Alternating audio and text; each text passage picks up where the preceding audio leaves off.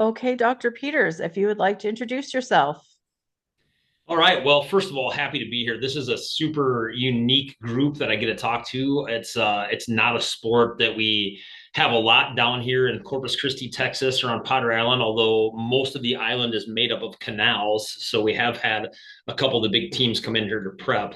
But yeah, I'm Chad Peters. I'm really sports performance geek. I just kind of go nuts on this stuff. Anything that can advance human performance. And my background is as I'm a personal trainer. Went through a kines degree, and then was a college athlete. Married a college athlete.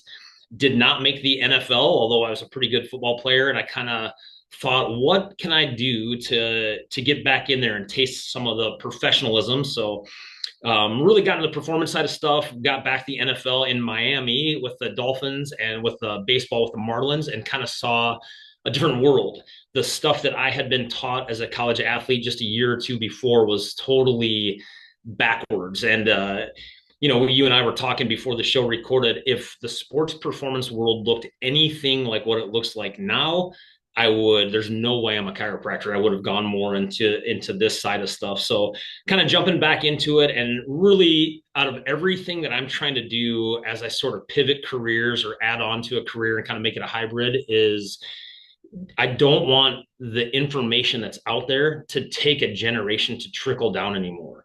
Like, there's some good info, and when I see high school coaches still stretching before they go out to play, and I'm like, we kind of look at this a little bit different, or I see them using terms that maybe we shouldn't use anymore, like warm ups. I'm like, let's just get everybody modern, because in this era, it's not our granddaddy's era. It shouldn't have to trickle down. So that way, I think it's good for an intro, but more than anything, you kind of have what direction I'm coming from. Perfect. So one of the first things that we wanted to talk about tonight was how do you transfer safely from on-water activities to off-water activities as the boats come off and do their indoor training? Sure. So completely different avenue because the resistance is different, and especially you guys that are in the water all the time. What a unique thing for CrossFit to take on rowers and say, hey, everyone's going to be a rower. And it's been really cool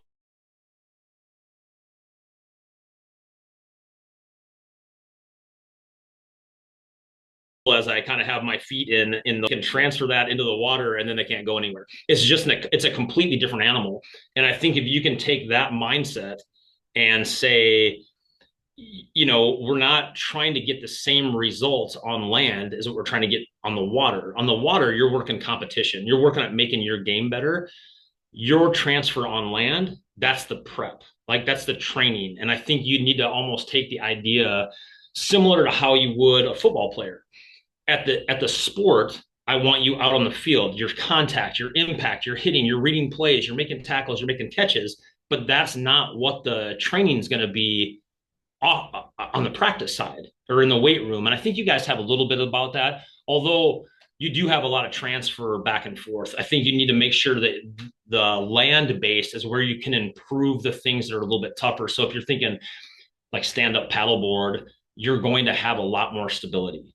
And so because you've got the stability, you can probably go more with some of the strength, where when you're on the land, you're going to be mostly repetition. You're going to be working more endurance. Does that make sense? Yes, and you have a question in the box. Can you please explain what you mean by warm up and stretching and what you recommend now? Oh yeah, are we ready to dive into that already? I'm excited. So I think one of the this is good. I like the Zoom idea. The biggest thing that is kind of hindering the transfer of knowledge, or the generational knowledge transfer, is just poor terminology. So if you want to look at it as like a human performance thing, when we're trying to amp up the body and we're trying to get ready to do a sport or a training session or a speed session or endurance session, we want to do what's called up regulation. We're trying to like amplify, or think of like if I had a real big speaker system, I want to turn the volume up. And the trouble with stretching is that the idea and the concept is okay, but it's a poor word, because stretching muscles is actually down regulating, if that makes sense. And if you don't want to use real big words with it, think about like the fibers needing to contract. So if you're, let's say we're just going to do like a straight kayak or a canoe. So you're facing forward and we're talking reps, bam, bam, bam, bam, as hard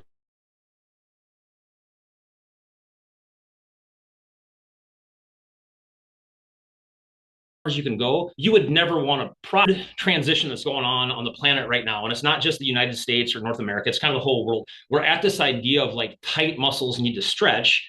And if you've got an injury, you need to strengthen it. That's kind of the number one Google searches, hey, how do I stretch this tight low back? How do I strengthen my core if my back's hurting me? And it's kind of a 1990s idea that has already transversed into somewhere else, and it just hasn't caught on yet. So all of us with our knowledge base are kind of going to go back with like the lowest thing we know. So instead of a stretch, we want to talk about prepping the body, or what's called movement prep. A lot of you guys that have done sports your whole life probably know like dynamic warm up, but I even think that term's terrible. So in the book, I talk about a little bit, and I make it a point on, even as a coach, let's talk about movement prep. So we want the body's three big engines to be moving. Even as a chiropractor, I don't look at the body as the spine. I look at the body as three big engines: your hip, your shoulder, your ankles. And your sports as like paddlers, that should be so evident to you immediately. Like those three things are where everything is made. So we want movement prep. Those body parts have to be moving the right way. And then we want to upregulate the body, or basically turn the volume up. So I'm a soccer coach. I never have my kids like prep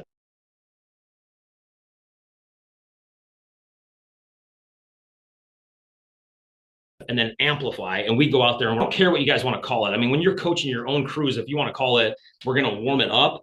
Here's my problem with warm up: most of us have done that since we're 12 years old, and it's just kind of a half-assed activity. No one really nails a warm up.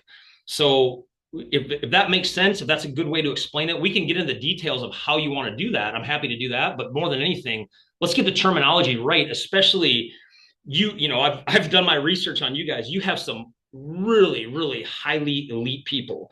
And the stuff that's getting worked on at that elite levels looks so much different than the amateur levels. And there's no reason we can't bring some of that down. And a lot of it's going to start with like terms like that. Hope that makes sense. Yes. So can you go over what some of those exercises or what movements might Sure. be, and in Yeah, let what me just give order? you a sample about it. And then for sure, when this thing goes live and when you guys get it, I also have these as write-ups, as little basically like blog articles that really goes through them and shows them all as a whole, and then in individual as well. So you can kind of look at that and see. So let's start with the biggest engine of all. And I don't care what your sport is or what your activity is, although I do think, looking at some of the sports you guys are doing with paddlers, we may have a little bit of controversy on this. It'd be fun to kind of see the argument, but I think the hip is the number one engine, right? There's a reason why all the back muscles are attached there and the butt muscles are attached there. They are the biggest, strongest drivers of human performance, and the hip has to be your number one. So if I'm going to movement prep this, I want the hip moving the right way. So imagine those big open and close the gate circles with your hips like we used to do in high school. And it can't be little ones. Like when you're going to do a big, do you guys understand open and close the gate? Does that make sense? Yes. It's just like a big hip circle. Those has to be maximized. So they're not just little tiny circles like we do like a high school football team warming up and you're kind of talking about the cute girl in the next class. They need to be giant hip circles. And to get proper movement in the joint, you really want about 20 reps. So I kind of picked that number. It seems to really work. It resonates with my athletes. It's easy. If you don't have 20 good hip circles on each side, your hip's probably not moving the right way. And one of the best things about what I'm looking for is I love the assessments that give you clues as to what's going on in the body. So if you don't have 20 really solid, easy to do hip circles, that's the way you improve it. You just need to get better at moving the hips. So you'll see things like the 90-90s and different internal rotators, but you really just start with the hip circles. And then in the shoulder, I would do what's called a Cuban press. So a Cuban press, you might have to look that one up if you've never done it before. But if you can see me on the video, like the arms come up, rotate up, and press, and then they rotate down. That's one rep. So we're trying to get the shoulder to go through every motions. I also, over the last couple months, have been playing myself with kind of the old Jack LaLanne circles, like just circles with your shoulder and 20 backward and 20 forward. And honestly, I get better results. you're going to get, or the same results. You're going to get a lot of kind of cracking and popping as they start going, but it'll blow your mind as you start getting mobility in the hips and the shoulders, how much better they start working if you just put in like 10 to 15 days in a row. And it might not be something you have to do every single day, but I'm telling you, the more you compile this stuff, it just gets to where it moves better and better. And I would definitely tell you, if you've got an injury there or feel like those two body parts aren't working, at least go do those tests. Because if you don't have the 20 reps, that's your problem. The mystery has been solved. And then in the ankles, you would do the ABCs. So again, just looking at the video, you go A, B, C, D. It's really important to do the ranges of motion where it's not just circles in the ankle because it's not built like the other ones. So we want the part of the brain. There's a part of the brain that initiates movement, and then there's a part of the brain that changes it. So if you just get into repetitive motion, your brain kind of lets go of that motion to task something else. So if you spell the alphabet out, it has to change all these directions. It really opens it up. So that's my movement prep. You can do hips, shoulders, ankles, probably in 5.5 minutes. I mean, I think the first time I started, it took me like 7 minutes. Now I'm down to like 5.5 minutes.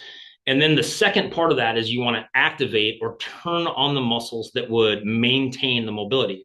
So in your butt, it's really easy. You just made the hips move. Second, grab one of your booty and just make it flex and feel it with your fingers, touch it. Can you make that muscle hard? Can you feel the little dimple in your glute? Because, I talked to you earlier, you're doing a lot of the psych stuff right now. There's the initiation part of the brain to flex it. But then if you have your fingers touching it, you get the biofeedback of your fingers touching it because it's sensation. So it's a great way to do activation. For the shoulders, I just do rows. So I'm basically making my traps contract, not stretch. We want the back part of the body almost always wants to contract. And then I do rows with my palms up, really like lower. My cue for that is like you're trying to unsnap a bra with your shoulder blades. You want those back muscles going. And then for the ankle and calf, we just do ankle like heel lifts, right? You just stand on your tiptoes and going down. So 20 reps for mobility, 10 reps for activation, and you're ready to go. And I hope right now, some of you guys listening in, you've got your eyes raised like, what's he talking about? Like, why would we contract these muscles?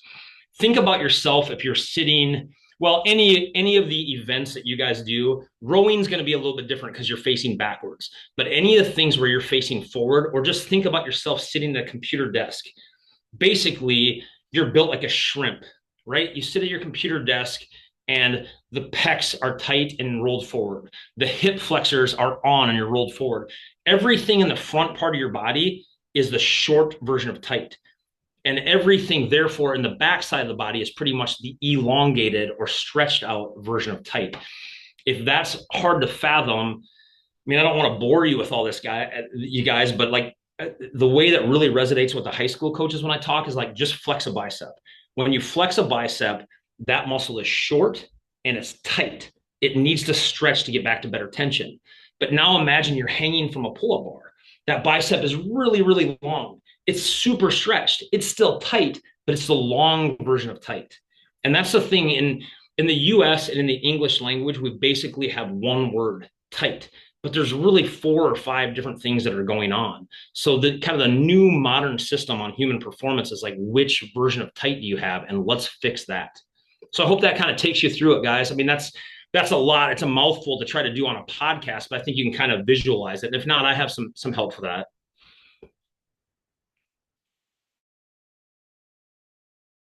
Okay. And we have a question. What would you do then to cool down afterwards? Did I lose you guys? Just for a moment. Start again. I missed the beginning of it. What would you do then for a cool down afterwards?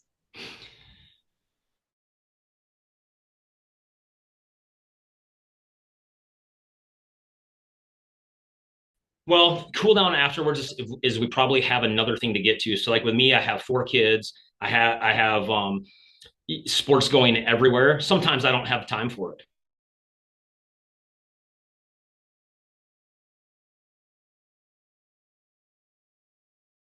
Right now, I'm not just hopping in my car and going, but I don't have any specific stuff. And you're not getting the results, and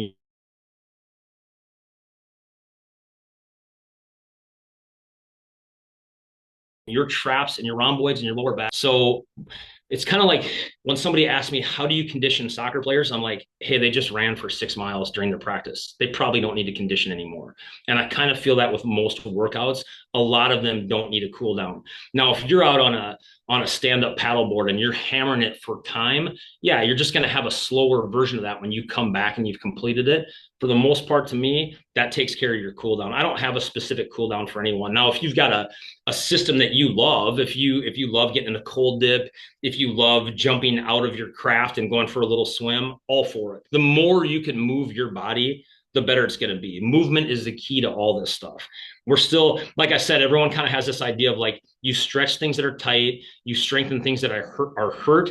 I still think there's a lot of people in the performance world that think, well, the stronger I am, the more it's going to help my sport. And I think you guys, especially at the level you're at, you listeners, you probably realize that's not the truth.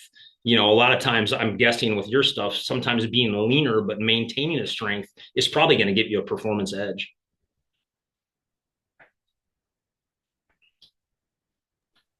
We have a question that is emailed in, and they said, um, so at what point do you push through the pain? They're talking about specifically when they're in the middle of practice and they can feel the fatigue in their shoulder. When is Mm-hmm. pushing through and when is your courting injury? What is that Oh point? man, it's the stuff I get every day in my office. I mean, you guys, you could have come up with a better one for me as far as this is what makes me want to leave my job as a chiropractor. It's very case specific. You can't just use pain as your main indicator of what's going on. I know that's what clients want. I know when they come to see me, they're like, hey, man, get me out of pain. I understand that. But pain by itself just doesn't tell you very much. So if someone comes in and they tell me my pain is on an 8 out of 10, that's really an insurance term, right? It's if I worked on someone 100 times and I took them from an 8 out of 10 to a 2 out of 10, now I can justify why I just spent $10,000 to make them better. I just can't stand that style because I work on athletes. I want them fixed. So your pain is it's a very tricky one for me to tackle without knowing a specific case. If you were going to put me on a rower as a non-competitive person, I'm going to feel everything in my body way faster than any of you guys are. That's not pain. That's my muscles learning a new skill. It's mostly neurological. My brain is screaming at me, hey, you're doing something new that we're not used to, and we fatigue out a lot faster. That's completely different than the pain that you feel if you've got a rotator cuff injury and you're saying, I'm just going to push through this. The other thing that I'll say, especially as I don't know you, and I don't think we need to get in the whole this is not medical advice. I haven't met you or taken you through an exam. It's a lot different level. It's a lot different depending on what level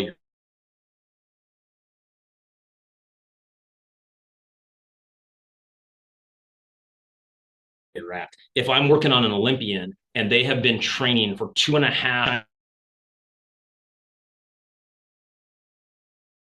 moment, I'm going to handle their pain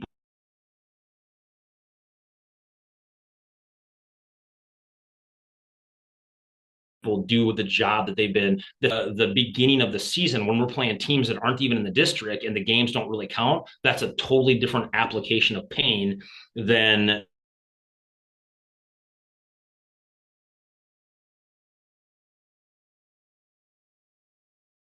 at the end of the season if it's a state with a pain idea. I'm happy to help you out, and I think it would really help that reader kind of understand it more. I utilize a protocol called return to play. So it's basically if you have some sort of injury, you may need time off. If you're hurting and you can't get out of bed, it's probably not a great time to go put 5,000 meters in with one of your sports. Again, it's dependent on where you are at in your season. But if you can't handle a 50% load, my rule is you have no business practicing. All right. So if we're going to do a return to play, I always say, I've worked on you, you're cleared. I'm sure that everything's going. There's nothing hanging by a thread where all of a sudden you're going to blow out your shoulder or your knee or your back. Let's get you back into return to play. And I start at 50%. So 50%, any of you guys right now should be able to figure out what 50% is for you. Take half of what your plan for a normal workout would be and half the intensity and half the distance. So maybe it's only 400 meters on a kayak and that's it. But that's 50%. That's so much better than saying, I'm just going to sit and do nothing for the next 3 weeks. And then when I come back, I'm going to hammer it. Just 50%. Get through your 50%. You're done for the day. And there is no more decision making to be done at that time. The next morning, when you wake up, you reassess yourself. Do I feel miserable? Did I not handle it? Well, if you're not 50% and you can't handle 50%, you got no business at practice or especially at a competition. You're only increasing your likelihood of this injury lasting longer or hurting something else. But let's say you pass the 50%. Most can. It should be extremely easy. Well, now bump yourself up to 65%. If you pass that day, 75%. You pass that day, 85%.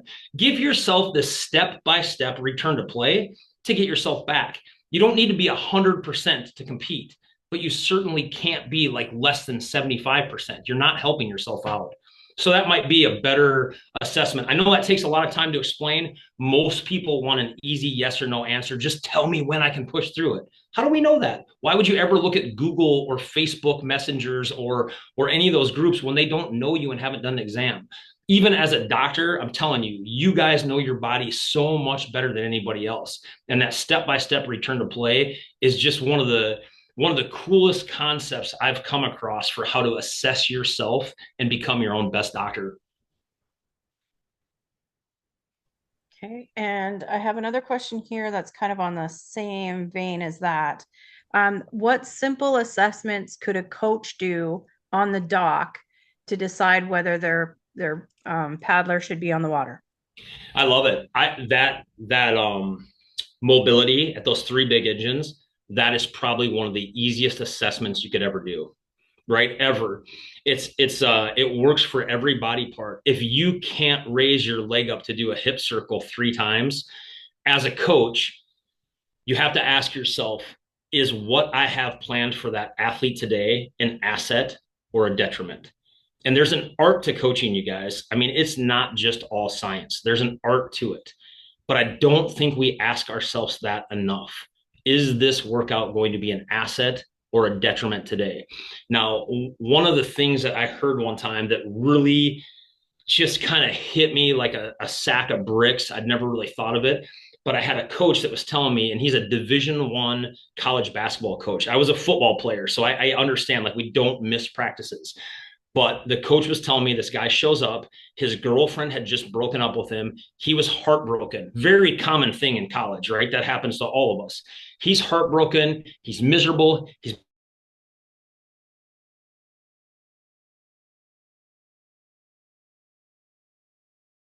been crying for 2 days, and the coach stayed. You guys are northern people too. We played in the snow, the sleet. It was miserable. We never missed a single day. I mean, if it got below 40 below, okay, maybe we went inside and practiced, but we were outside and all of that. I had never heard a high level coach say, why don't you go home today? And how he explained it was like, what's this kid going to get out of this today? Like what on earth is going to help him get better? So as a coach, like I said, I don't have a lot of X's and O's for you like that. That's your ability as the coach to do the art. But I do think I have a lot of tools that help you make better decisions. And that's really what all this is about. Rather than give you rules, I don't ever tell you guys how to coach. I don't know enough about your sports to even go out there and coach. And I don't think that's a detriment for me talking to you today. I think that's a major asset because I can give you more general ideas and then you can run with it the way you want to. Okay, and we have another one here. How important is dryland weight training, and is it more important to have strength than mobility?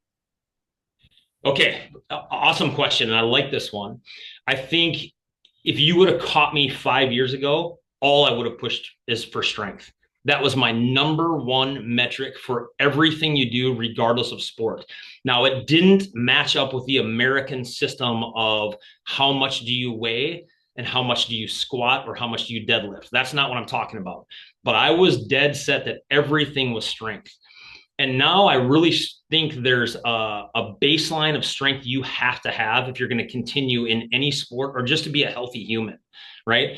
there's a certain amount you have to have. If you're just neglecting to say, hey, can I get away with just not having strength training? I think you're doing yourself a major, uh, you're not doing yourself a favor.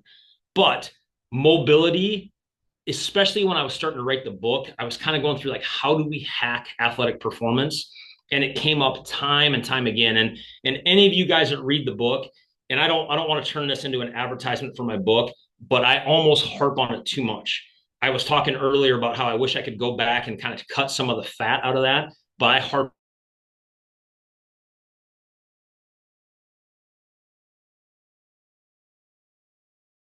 on it. It came up 1,000 different ways. If your body is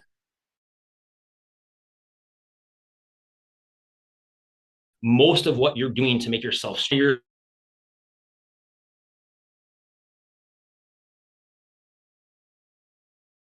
sports if you want to, but let's just say like of reps that are coming up and your shoulder isn't moving the right way. You're in essence grinding your shoulder. At some point, the progress is going to hit a point of diminishing returns, or it's going to negate it because you're going to be injured and you're going to be out for 2 weeks. And nothing is going to affect your teams or your competition more than you not practicing. Mobility first for everything. For your competitors, speed then comes second. That has to even trump strength. You have to have speed. And I'm guessing as a coach, you get that because most of the time you guys have stopwatches on this stuff. Speed counts and it's a killer in every single sport. And then the strength comes afterwards. And that might be a key thing for you guys when you're talking dry land training, especially if you're doing traditional. If you're just adding a little bit of running and sprint training on at the end of your workout, you've got your order wrong.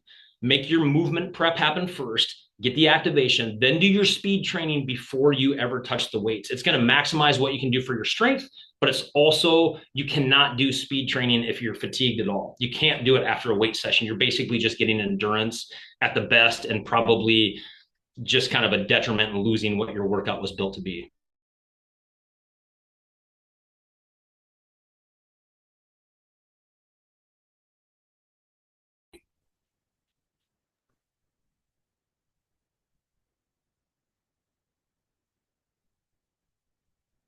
About this stuff, I can talk about it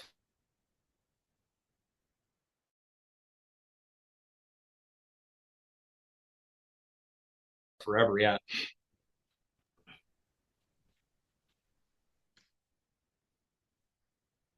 You're freezing up a little bit there. All right, Annalie, what's next? Okay, you're just freezing up a little bit there. But the next question here is about weightlifting. Is there any particular order that's safest to go in when you're doing your lifts? Again, it's case specific. You guys are going to think I'm Mr. Joe, like don't want to make any decisions, but it's different. I would, if I'm going to give you really generalities, start with the biggest movers first. So like again, it's the big three movers, right? Like how do your hips and your butt go? I like multiple body parts moving at once. So things like squats where you've got the knees, the ankle, the hip, shoulder stuff. I still like bench press. I like push-ups. I like multiple body parts moving first. And then I like the smaller body parts coming next. And if you're new to strength training, there's a couple different aspects you can go on it too. But yeah, you want the bigger movers doing the stuff first because your smaller things like biceps and wrist, you guys are already training so much of that already. So you can kind of make that your non-priority. When you're moving from the water to the land, work on the things that aren't already getting a million reps. I'm guessing you guys shoulders, quads, like especially you guys on the rows that are going backwards and you have that ability to like pivot and you've got legs like quadzilla. You probably don't need to hit a bunch of extra lunges and squats. Your sport is already training that. Find the things that would give you the biggest boost and give you a benefit and an asset over the other athletes in your field. And to build on that, there's a question here. What do you feel is better for off-season paddlers, cardio or lifts? Can't pick one. That's the kiss of death on that. You need a little bit of both. So you have to maintain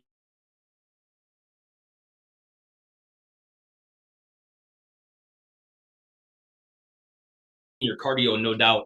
if you're upper indoor stuff and or outdoor stuff like skiing, but you better make sure the cardio is on there. But don't, as an athlete, especially the higher level you get, when you guys start getting to national competitions, and it's not just like your friendly little group paddle thing like we have down here, you're actually trying to compete.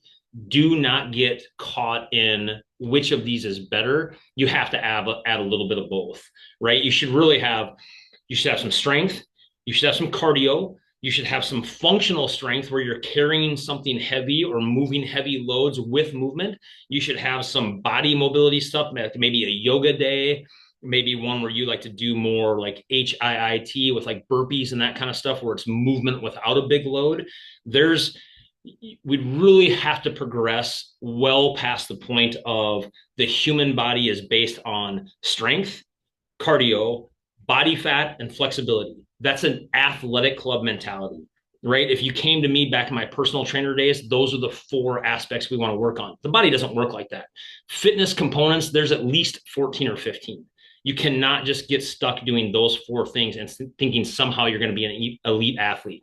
There are things that professional athletes do that make them not amateur. And it's definitely not the easy things like, well, do I pick strength or do I pick cardio? It just doesn't work like that when you're trying to work the whole body at an elite level. Okay, and I have another one here. Breathing exercises. Our coach is telling us these things are important, but what types of breathing exercises would you recommend? Well, I think you should answer that one. That's more on your angle of the stuff. I do like breathing exercise. I've found they make a big change in my life, but I don't have one specific. I like the box four, breathe in for four, hold your breath for four, breathe out for four, breathe in for four. There's ones can help you fall asleep at night that are like the 3-7-8. There's a million of them. I love Wim Hof's. I mean, any of you guys that got into cold water immersion and know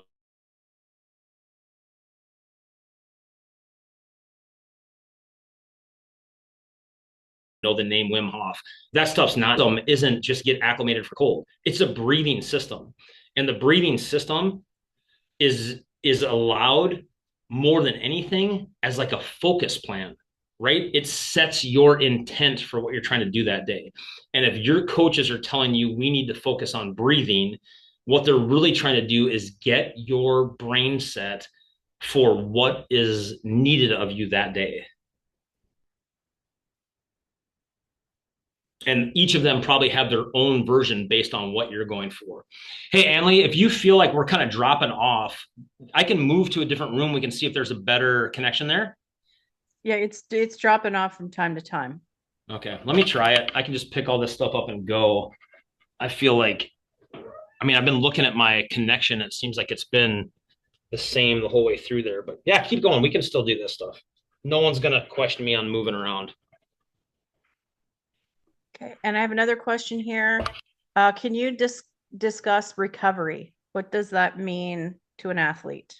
Pretty good. So recovery, it's just not one thing. I think it gets just like everything we're talking about, you guys, it gets bottled up into this one or two things.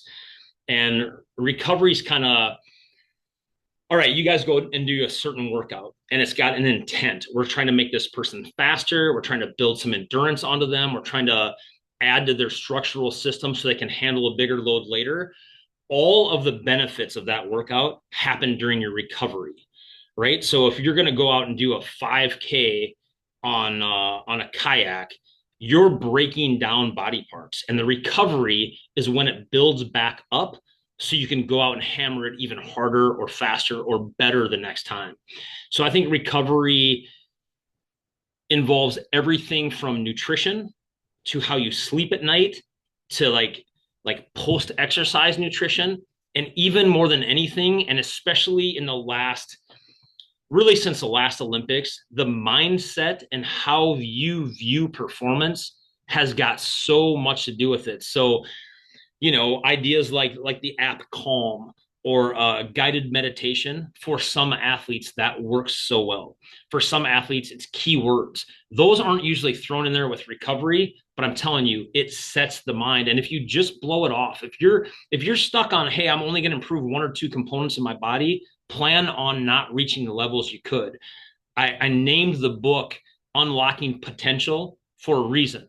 Potential is different than performance. And what we want to do is minimize how much you leave on the table, right? I look at it as a pyramid, and how high could you possibly go? And this doesn't mean you have so much optimization in your life that you can't even make a decision. Sometimes you just got to get out there and you got to paddle. But it does I think we're going down the wrong direction if we're asking, do you like this, or how do you do this one thing, rather than get the concept and then play with what works for you. If I'd give any of your listeners a tool or one tool they should take home with them today, is like experiment on yourself and then figure out what works, what doesn't work, what kind of felt good, what didn't, what sets you right, and then pay attention to the metrics. I mean, the nice thing about sports, you guys, is that we always have a clock going. There's a very easy way to figure out, is this working or is this not? Just give it some kind of time to compound. You guys would never walk in the weight room, do one set of curls, go flex in the mirror and be like, I wonder if I got stronger today. You'd never put me on a dragon boat and say, hey, we needed an extra guy for today. Can you handle this one paddle on the left side? And then think, did I get better that day? You have to give it some time to compound. And that goes with everything. But recovery needs to be much bigger than just learn these one or two tricks and you're going to be fixed. And here's a question I'm not sure if you can answer, but it's along the same lines as recovery.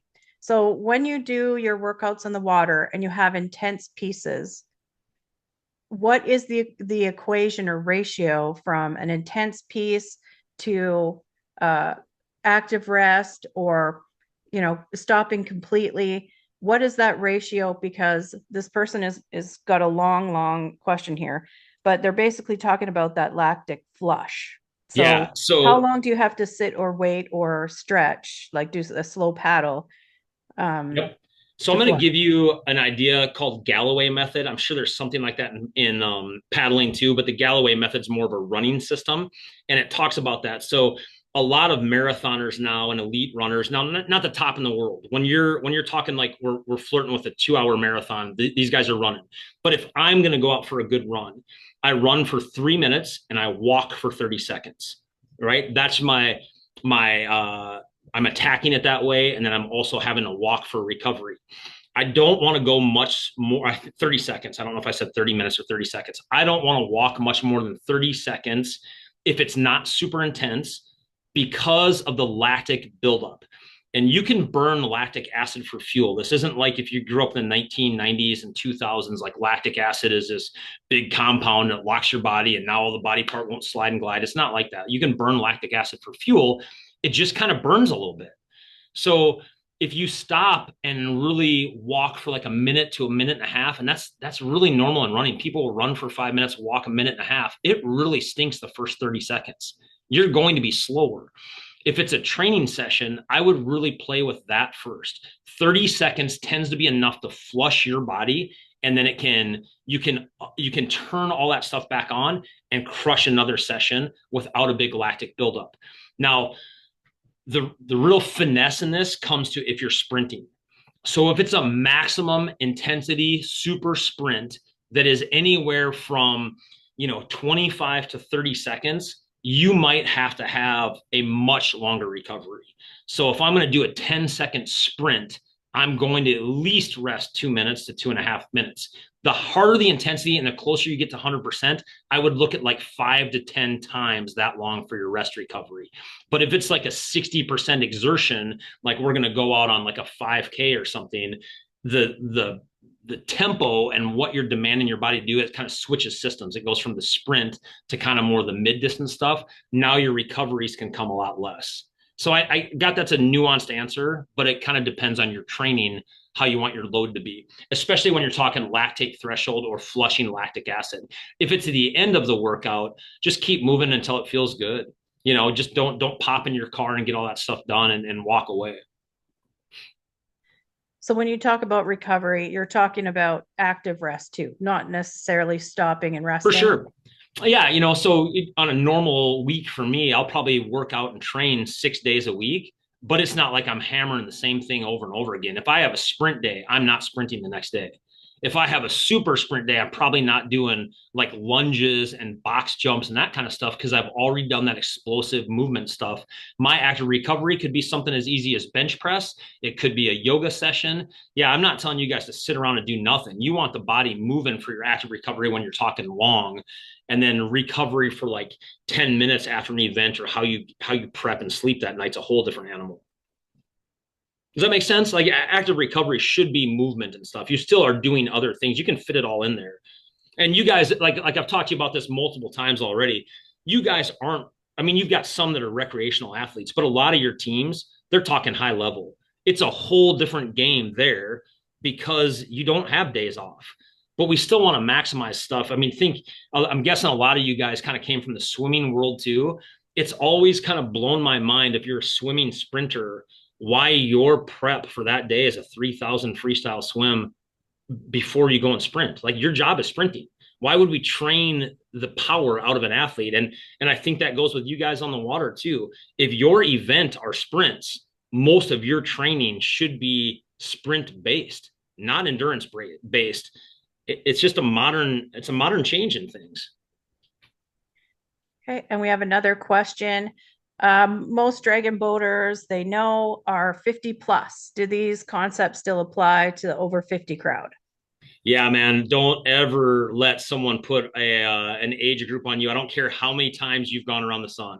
That makes no difference for me. And in 20 plus years of being a sports doctor, I really don't think I've had anyone give me a true, oh, this is because I'm older. It's look, if I haven't thrown a baseball for 20 years and I decide I'm going to go play catch with my kids and my shoulders sore the next day, it's not because I'm getting older. It's because I haven't done that exercise forever. So I love that you've got the 50 plus crowd because, hey, y'all, I'm one of you and I'm not ever getting old. I'm just not going to do it. It's just about how do you keep going. You're going to have to modify some things, and it's not because you're getting older, it's because you're getting smarter.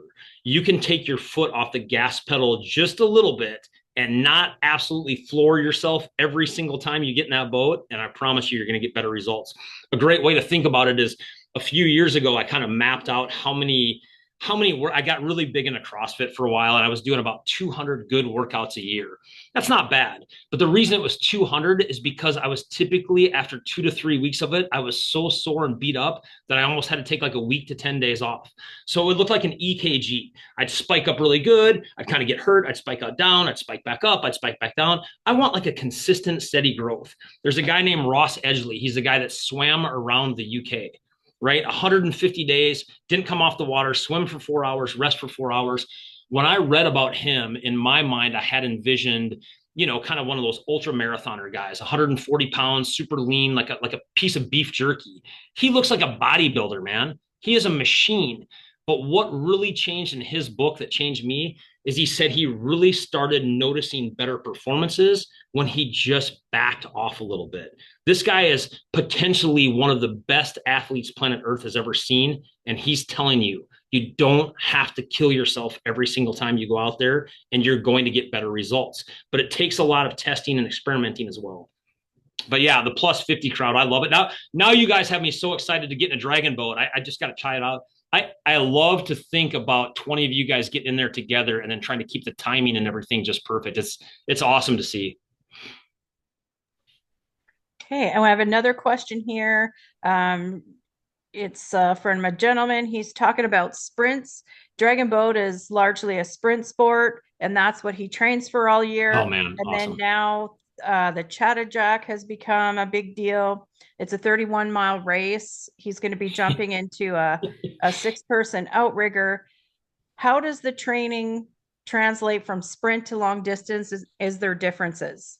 Yeah, so again, I'm going to have to give you some monster generalities here. First of all, I applaud anyone that is doing it all. So you're training high sprints versus long distance stuff. Good for you, man. Do it all. Now, you're not going to probably be able to be world class at both. There's nobody that is great at, well, there's some that are great. I'll give you that. You'll get great, but there's no one that's in the Olympics in the marathon and also run the 100 meters, right? So you're going to have some give and take where you're really, really good at everything, but you're not a specialist. Here's what I would tell you modern science says that might be fun for you guys to play with. When you do sprint training and you are asking your body to increase the demands on sprinting, you will gain some endurance. In fact, you can gain quite a bit of endurance. My wife ran the New York Marathon, and she's not like a 2 hour, 3 hour marathoner, but she finished a marathon having really not run anything more than 800s, but her main focus was 200 and 400. She's had 5 ACL surgeries. She wanted to do a marathon. She knew long distance was not going to be good for her knees. It's amazing the endurance you can build with sprints, but the inverse is not true. If you do a ton of endurance stuff, you get good at endurance, but you do lose some of your elasticity, you lose some of your energy rebound, and you're not going to get faster. So you can get better at both, but you're going to have to pick which one becomes your preference. And it may be seasonal for you guys that are doing both. It may be where you just get slightly above average at everything, and I applaud that. That's completely different than training for an Olympic sport or training to be the national champion at the Worlds. That's a different class. And like, yeah, for the rest of us out there that aren't trying to set our goals of being on an Olympic podium, train for everything, get good at everything. And this is another question from a woman. She says, halfway through her 500-meter race, she just loses all strength she feels in her muscles. And she usually finds a little bit near the end, but she feels it's more because of the panic of everyone around her. But how does she train to get through that halfway lull in her action?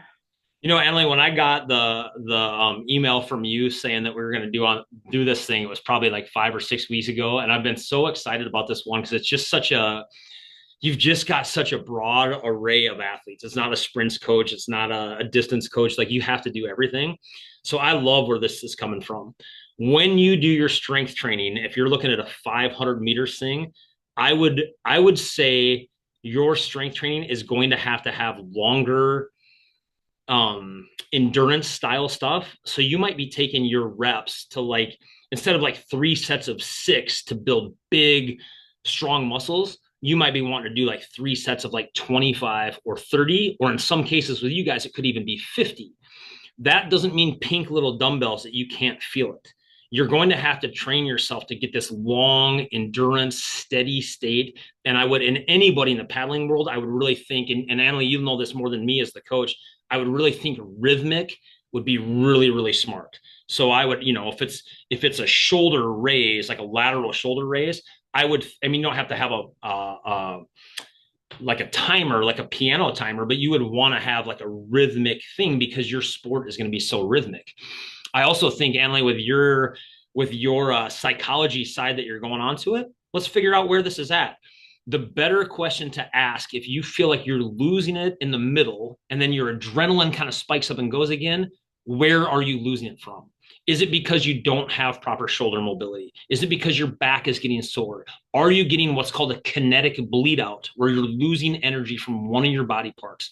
And as much as I harp on mobility, it's come up 2 or 3 times in these questions. I'm telling you guys, mobility is the king on this stuff. Most of your bleed outs in energy, in strength, in power, in sprinting isn't going to be the body. It's not going to be your muscular system. It's going to be your neurological system, and it's happening because one of the big joints isn't working the way it's supposed to. So you have to use other body parts to pick up the slack. Okay, now you've done it. You've kinetic bleed out. What do you mean by that? Kinetic bleed out, think of it like they'll also call it an energy bleed out. So let's give it to you. It's going to be a little bit different when you guys are on the water because you're having to create force against that water. So I think you'll understand it a little bit more if I put it back on the land. I think it's just kind of easier to visualize. If I have a volleyball player and they're going up for a spike, like a big hit on the outside, and their potential vertical jump is 24 inches. That's how high this girl can get. She can get up there, she can get her neck above there, and she can hammer it. Yet she has a sprained ankle. She will not be able to generate the system won't be able to generate the power for her to get to 24 inches. That should make a lot of sense. The ankle isn't moving the right way. There's some threat signal there, and the body is going to damper the system so you can't go up. So she maybe has a 10-inch vertical, dramatically affects her performance. The fix is not let's get more flexibility or let's get stronger. The fix is let's get her ankle fixed so that kinetic energy starts to transfer up the chain again. You guys are in a unique position, and your sport's a little bit different because you're fighting the force of the water. So I don't know the physics on that quite off the top of my head. You'd probably be better at that than me. But if your shoulder isn't moving the right way and you're at your 70th stroke with resistance with a paddle, you're going to lose power. That's called a kinetic bleed out. It's just a big 50-cent word that us doctors and performance guys like to use. It's just the energy is being transferred out because the system isn't working the right way. Very, very common in the big three engines, right? Ankles, hips, shoulders, that's where it's all coming at. If you've got a back pain and you cannot stabilize, when you guys are rowing and you're twisting, it's not the movement you're wanting to do. What you're really trying to train is the resistance and the fighting against that motion. So all the energy is transferring down to that paddle, pushing you forward. Hope that didn't make it more confusing. I hope that made it a lot easier to understand. Okay. And we do have a question about the back. She's saying that her lower back is really sore when they do the longer pieces. Yep. And she's wondering what she could do for stretching or mobility to Yeah. help her back pain. So I'm going to go through. Oh man, I know you want an easy one. Welcome to the world of chiropractic, right? I mean, I got 50 of these today. The way your body's built is it's staggered from mobile joints and stable joints. So it's called the joint by joint approach. Your ankle is 26 bones. It's built to be incredibly mobile. Your knee's stable. It's basically a hinge joint, right? And then you go up to your hip. It's a ball. It's supposed to be mobile. So here's the thing. And you can think about the upper body too. Wrist is mobile. Elbow is pretty stable. Shoulder's mobile. It happens at every body part. It's stacked, mobile, stable, mobile, stable. Your lower back is primarily supposed to be a stable joint, right? The hips are supposed to move. The thoracic spine is supposed to move. And I would guess when you're coaching, you're teaching people that like the power needs to come from your hip, the lower back should stay pretty stable. And then the upper back should have a little bit of rotation to it. The thoracic spine can handle rotation. The lower back doesn't like it. But we're in this really weird spot in history where guys like me that are chiropractors, physical therapists, physios, athletic trainers, we love to pop and move and stretch and twist the lower back. And I'm telling you, the lower back doesn't want to twist and rotate. It wants to resist the rotation. The power comes from it stopping to rotate. That doesn't mean you have to have an iron spine and it doesn't move at all. It is built in segments. It's going to rotate. But this idea of we just need to keep making these things move more is a bad idea, and it is a disservice for athletes. It just isn't the right way to go. The big key to fixing your lower back is make the hip more mobile, make the thoracic more mobile, and make your lower back more stable. So if you want a fix that you can play with after your mobility stuff, if you need to create stability for the lower back, do a one-legged plank. Just get down in a push-up position. You don't have to be on your elbows. Just do your palms and raise one leg up. So now you're planked on a 3-point, both hands, one leg.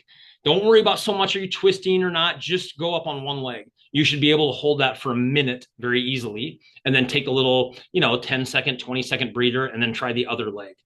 If you can't hold that for 1 minute, you do not have the stability through your spine, especially your lower back, to really hold your body the way it's supposed to be. Just like the movement stuff, I love it. If you've only got 35 seconds and everything falls apart on the one-legged plank, then good, add to that. If you can do 35 seconds one day, you have an extra 25 seconds at the end of that. So it's going to turn into 2 sets of 30 seconds and build it up. 35 seconds, the next day will be 38 seconds. The next day will be 42. You might have a bad day and it's 30 again, and then it will build up. When you've got a minute of one-legged plank on both sides, you're probably bulletproof on your lower back. And I think you're going to see the pain goes away and your performance, you're able to push through those workouts a little bit farther.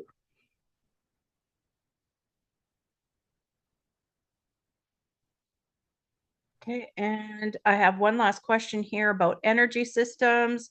What energy system do you use for sprints, and which ones do you use for long distance, or do you use them both?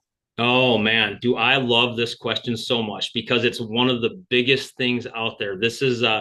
Someone read the book and I think you're throwing me an easy one, Anley. This is like a watermelon pitch. Your sprints are not muscular. They're primarily a nervous system thing, right? Think of it like electrical system. When you want to get faster, you need to amplify the electric system. When you start getting into endurance, you've got electric system as like the initiator that starts it, but now you have to have muscle. You have to have the tendons. So like tendons and ligaments love like isometric stuff. It likes mobile, it likes motion under tension. And I think with you guys, with all your sports that you're doing, you're probably getting plenty of tendon stuff in automatically. But there's a big difference. When you're sprinting, think amplify, volume. Volume up is what I mean, not like more numbers, but like the rest that's involved with sprinting is not an accident. You are resting more because you cannot get better at getting fast and sprinting if you're tired. It takes a maximum recovery. Like I told you guys, if I'm sprinting or paddling as hard as I can for 10 or 15 seconds, I'm going to have at least 2 to 2.5 minutes off for sure. If you're younger, you might be able to get away with some of it. But I just think of how much that differs from all of us that were in high school and we would run lines in the basketball court and take 10 seconds off and run lines and then take 10 seconds off and run lines. You're not getting faster. You're just not. You may in fact be training speed right out of the animal. Okay. And do we have any more questions from any of the guests that are on? I mean, that was Anybody? no joke today. You guys, we started out rapid fire questions right away. This is awesome. I've really never got to do one of these things. So, I mean, I do a lot of podcasts, I do a lot of seminars, but I've never had it just straight Q&A from the beginning. I like it. If anybody has any questions, you can raise your hand. I think we're all through the questions in the Q&A. Let me check Sure. the email one more time. So I don't want to like do a lot of self promo on here. That's not what these platforms are for. I really do want to be an asset and a help. But these questions that you guys asked me today, I get these all the time. I've got these for 20 years. I've made it my passion of my life to try to figure out how to do this stuff better. So my website, that Precision Performance Concepts, that has so many free. I mean, it's basically a blog website that I've just kind of advanced through the years. All of that stuff's on there. You can literally go to the search and just look up any of those things. Like, hey, what do I do for back? What do I do for hip? What's a modern warm up look like? Like all those things are on there. And then my socials, like I'm not very good on Instagram, but my Facebook, I put this kind of stuff out there. So I get when we do a Q&A format, you guys can just rapid fire whatever you want. But some of you guys out there are probably really interested in like, I want to get a little bit deeper into the nuts and bolts. And like I have all that stuff for you because they imagine doing this job for 20 years as a career. It gets old answering the same question over and over again. I mean, as a chiropractor, I get, hey, I sprained my ankle 3 times a day. My low back, it hurts when I get out of bed. I get that 15 times a day. I mean, I'm really good at presenting this stuff and I have written it all down so I don't have to explain all the time because I don't want to turn every single one-on-one client visit into a seminar. You know what I mean? And where would you get your book? Where can we get it from? The book's available on Amazon and it's available on my website. I have it where you can buy it directly from me as well. That's more of a coaching book. So I'm for anybody that wants to get deep into this stuff. But you guys, I want you forewarned. It's pretty deep. Like that goes in. It's about 260 pages. It gets into it as if it's a textbook, and you're really wanting to learn this stuff. Now, you don't have to have a PhD in biomechanics and kinesiology to understand it. I'm very good at making complex stuff very easy to understand, but I have tons of information and a lot of my new things lately. I'm also kind of going more towards the athlete side. So if you want a little bit lighter version, even the last 4 or 5 like blog articles I've done on my website, those are built directly for the athletes. Here's how we prep the body as an athlete. And having 4 kids myself, I've had to make it concise because this modern age of kids, they want nothing to do with explanation, man. They grew up in the TikTok and the Instagram. I really can't get more than 15 seconds with them. They just like, give me the answer. I want to move to the next one. I'm like, it doesn't work like that. That's why I don't have a TikTok. I cannot dumb down these ideas to 30 seconds. Okay. And last chance for any questions. All right. Is there anything that you would like us to know? Anything that you feel that we've missed or that might be important for us to know? Man, I love the way it went. I really wasn't expecting just straight into the Q&A stuff, and I had a lot of fun doing it. The biggest thing I would tell you guys all out there when you're doing it is be skeptical and be very good about testing some of this stuff out yourself. If you don't buy the mobility thing, hey, I don't want to do it, great. You're stuck with like the old warm up. It's not bad. It's just what was there before and it's gone better. I would just tell you, like, most of these things that I've come up with in my life is because I don't want to get old. I was a former college athlete. I did not make the NFL, but I was kind of at this higher level and I want to maintain that and keep it. So I've really worked hard with that in mind. What are the better ways to do stuff? And as I get more back into training like these youth, as now I'm coaching, I want to make sure they're not stuck doing it the way we did.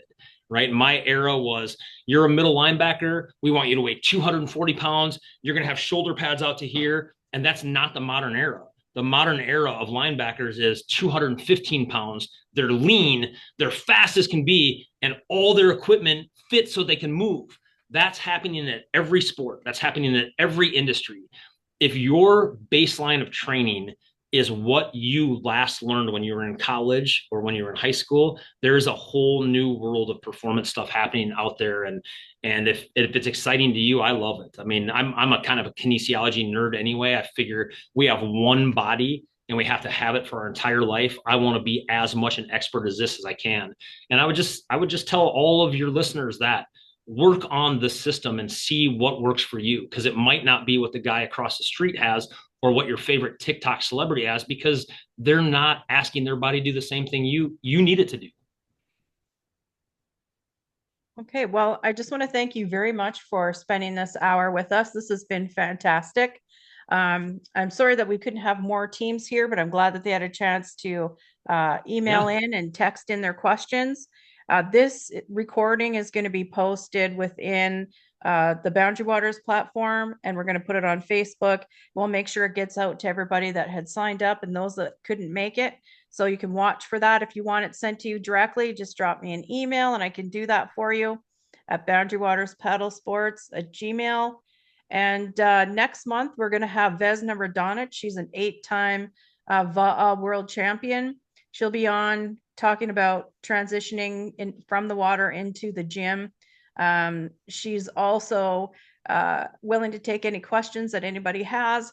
So hopefully we'll have another great section or session next month. All right. Thank you so much, everyone. Thank you.